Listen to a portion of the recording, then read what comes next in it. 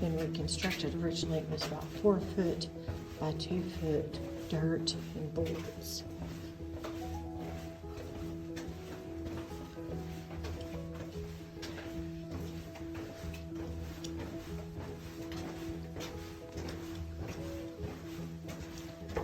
And the Dalton gang used this as their hideout before they met their demise trying to do a 2-bank robbery.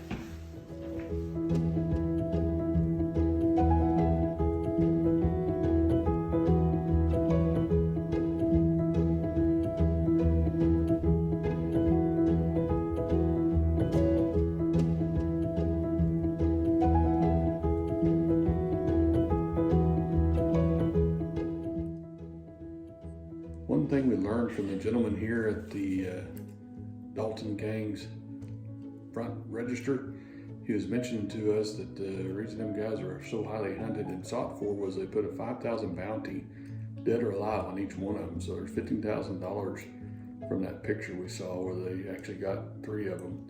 The 4th one, I'm not sure exactly what his story was, but he was with them at the time when they were all killed. So they had 15 men, I guess, a posse, when they found out they was going to try to rob 2 banks in one day, and ended up killing them all. So they didn't fare so well, but the house is pretty neat, and the tunnel going to it where they hid out was pretty cool too. So pretty neat to see. It's pretty small, but it's pretty cool to see.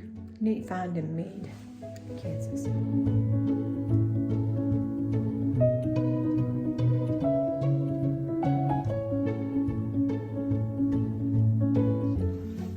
we're going up the stairs.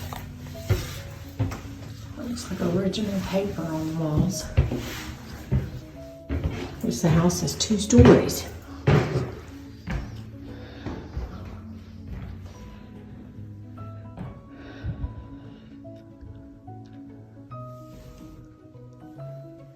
It's also interesting to notice that them 2 gentlemen were the ones that found the tunnel between the house and the barn. Who were?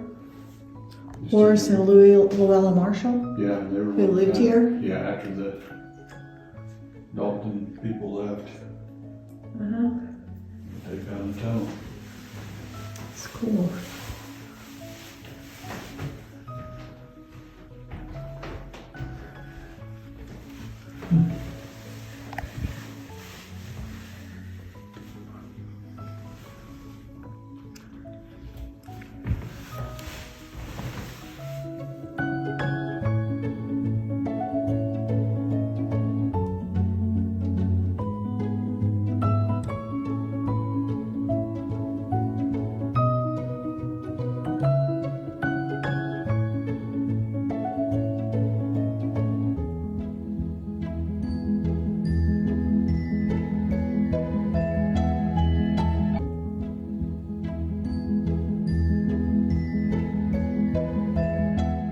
So the robbers, which 3 of them were Daltons and 2 other gentlemen, planned their attack at Coffeyville's banks around 9:30.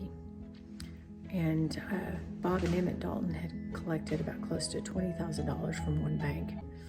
And Grat Dalton and the 2 strangers, Bill Power and Dick Broadwell, entered the Cotton National Bank, corralling people inside and demanding money. Citizens outside the city from the hardware store and Boswell store armed themselves and went and shot the bandits and basically mortally wounded them all and collected their money back. So that was the end of the Dalton gang. Correction, Emmett Dalton was wounded and spent his life in prison. The other 4 were shot.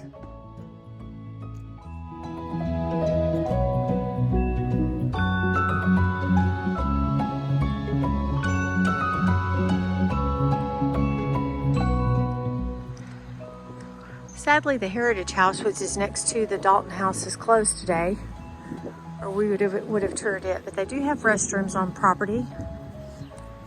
And then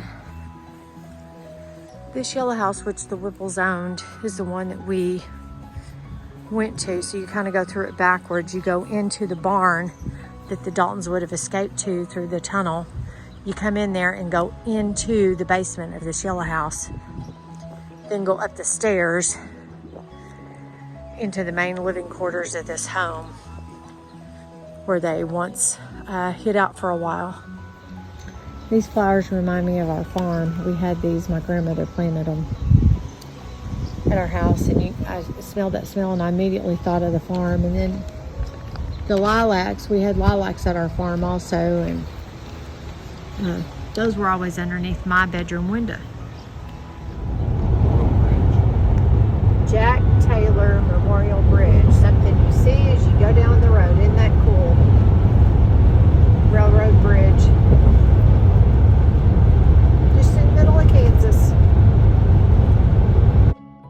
So we visited Aunt Joanne, and she took us out to eat at La Galla Pinto, which was a fantastic Nicaraguan restaurant. And then we went on to visit Dorothy.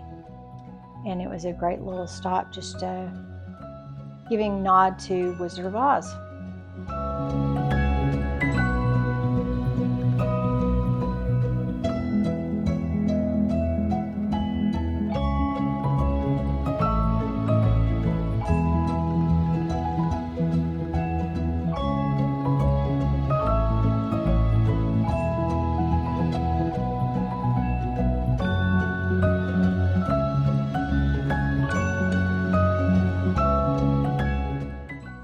We got to stop and see my cousin Kyla while we were there, and then we went on to eat at Napoli's Italian restaurant, which was fantastic. Pasta was good, lasagna was good, and the cannolis were out of this world.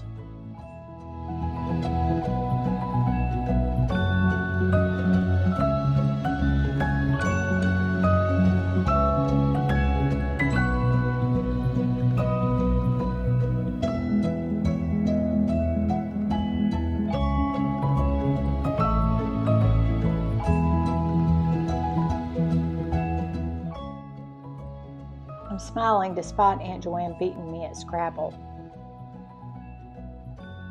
Our next stop was seeing my cousin Jamie, her girlfriend, and family, and we got to do all the things in Guyman, Oklahoma with them. It was a great time. Cool. Quarter pounder.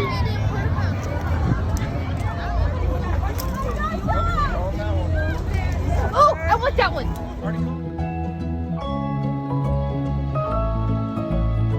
Ride the bull.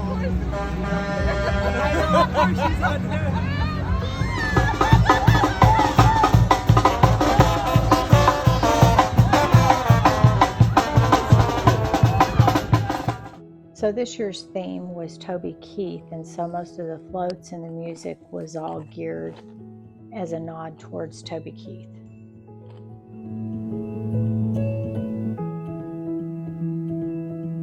Jamie's got it for her. Look at the horsies. Here, go to Daddy so we can pick you up. I'll get out of your way. Come here. Have some time. Hello.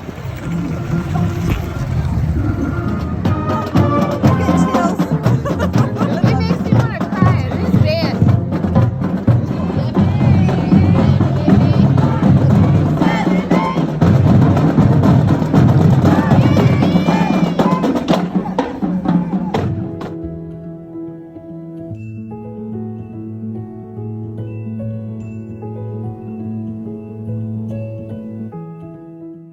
And the main reason for us going to Guyman, Oklahoma was for Brian to participate in his first 5K race.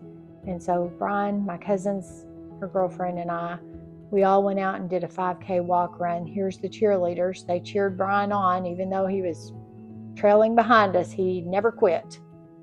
We had a great time that day. The first and last 5K I ever have to walk, never run.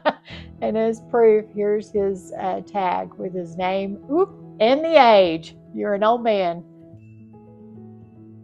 And we closed out our evening with family by attending the carnival that evening. We had a great time.